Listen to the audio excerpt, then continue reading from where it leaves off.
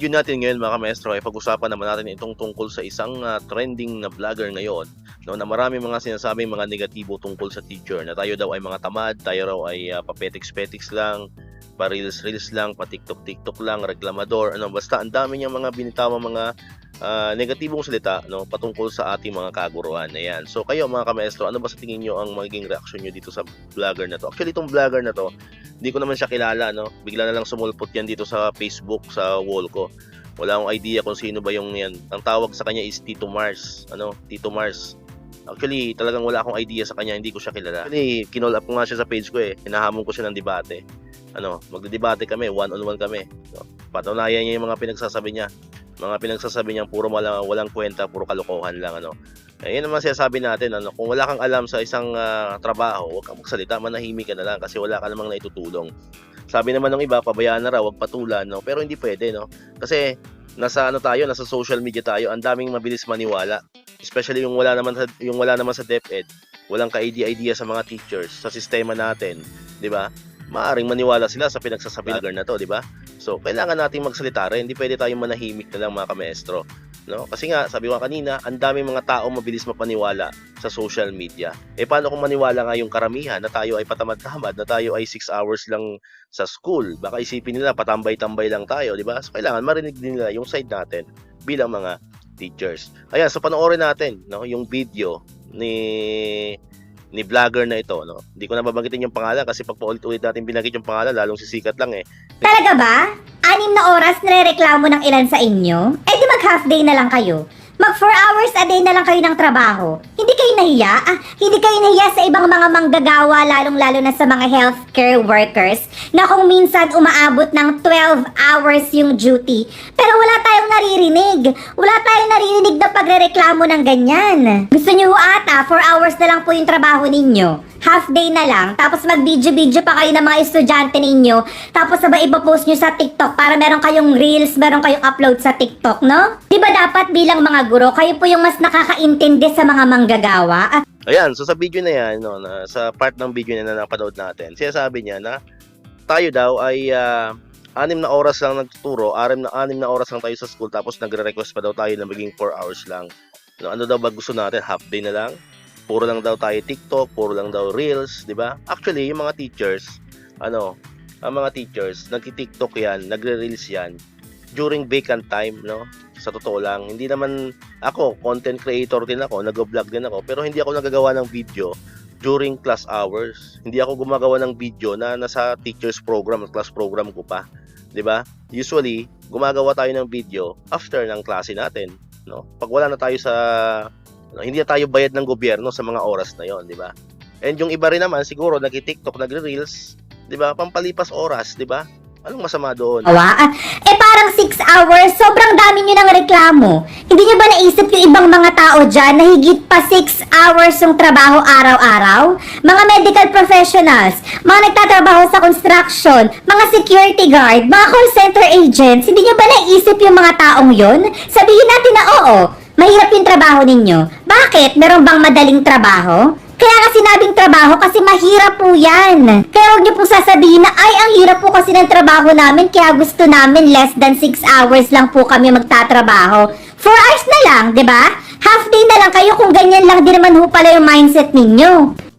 Ayan, so sinasabi niya rin doon na ang ibang mga profession daw, ibang mga trabaho ay mahigit 8 hours nagkatrabaho, nag-overtime pa. Actually, yung mga teachers, wala naman tayong overtime pay, di ba? Sa totoo lang, mag-extend ka ng oras ng trabaho mo sa school, hindi ka naman bibigyan ng overtime pay.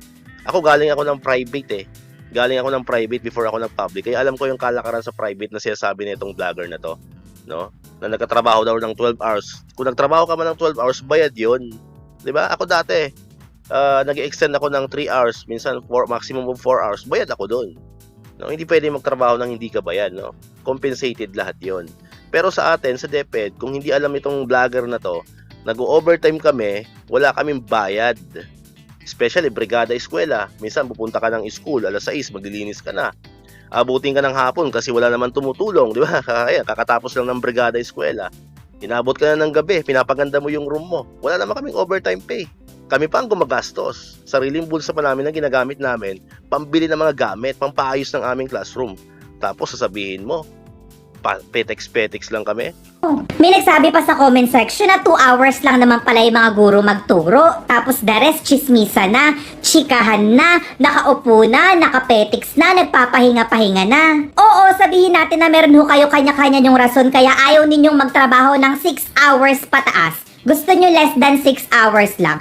Pero hindi nyo po ba naisip yung mga ibang mga taong nagtatrabaho more than 6 hours? Yung mga taong nasa corporate lalong-lalo na. Kayo po sa gobyerno, kung di po ako nagkakamali bilang mga teachers, ang gaganda po na mga benefits ninyo.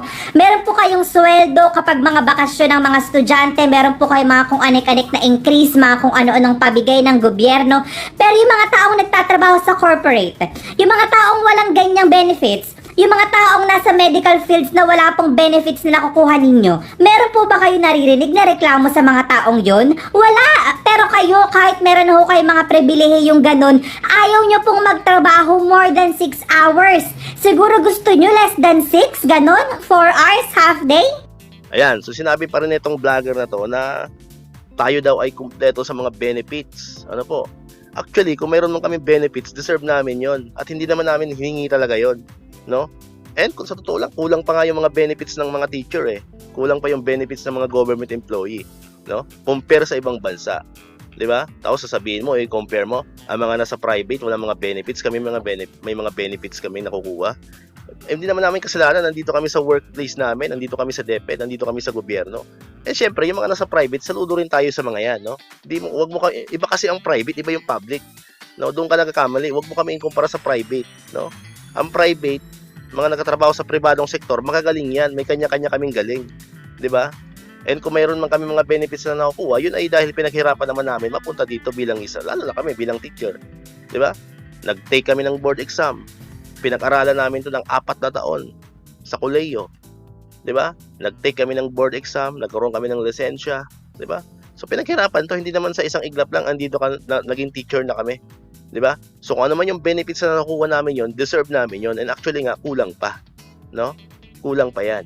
My gosh! Like, hindi ko alam, pero ngayon lang ako nakakita ng ganitong klaseng balita. Na yung mga guro mismo na dapat sila ay nagiging mabuting ehemplo sa mga mamamayan, lalong-lalo na sa mga kabataan, eh sila pa yung medyo tatamad-tamad. Na parang ayaw magtrabaho, na parang gusto nila ibibigay na lang sa kanila yung benefits, na parang gusto nila 4 hours a day na lang sila magtatrabaho, pero yung benefits, yung sweldo, eh buo pa rin. Eh parang hindi naman na tama yan. Masyado nyo na pong inaabuso. Dati hindi naman po ganyan yung mga guro. Wala pong gurong ganyan dati. Pero ngayon parang 6 hours, masyado na po kayong pagod na pagod.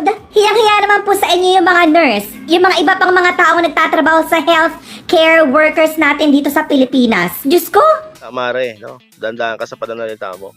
So kung wala kang alam sa mga bagay na ginagawa ng teacher, hindi mo alam yung sistema namin, hindi mo alam yung aming organization, huwag ka na magsalita kasi hindi ka nakakatulong. Sinisiraan mo lang yung mga teachers eh. 'Di ba? Di mo ba alam? Lahat ng mga sinasabi mo kasiraan ng teacher 'yon. 'Di ba? Hindi mo man lang binigyan ng respeto ang mga kaguruan natin. Hindi na nga lang bilang respeto bilang teacher, no? Respeto na lang bilang tao. So, dandahan ka sa pananalita, dandahan ka sa paggamit ng mga words. Kung ginagawa mo 'yan for content, ginagawa mo 'yan for views, abay maling-mali. Tigilan mo na 'yan. Wala kang mapapala diyan, di ka uunlad, no? Hindi ka sisikat. 'Di ba? Dadami lang at dadami ang mga bashers mo, no? Wag mong pagkakitaan yung mga actually napanood ko yung mga content mo eh. Puro pambabash lang ang ginagawa mo eh. Yan ba ang yan ba yung role mo sa buhay, no? Kumuha ka ng mga content na puro bashing, puro ka negatives. Kala mo kung sino ka. Bago-baguhin mo na yan, no? Wala kang mapapala sa content mo, mare. Wala kang mapapala diyan. 'Di ba? Hindi ka asenso diyan. 'Di ba? So muli, maraming salamat sa inyong panonood at pakikinig. Once again, El Maestro. See you on my next vlog. Bye-bye.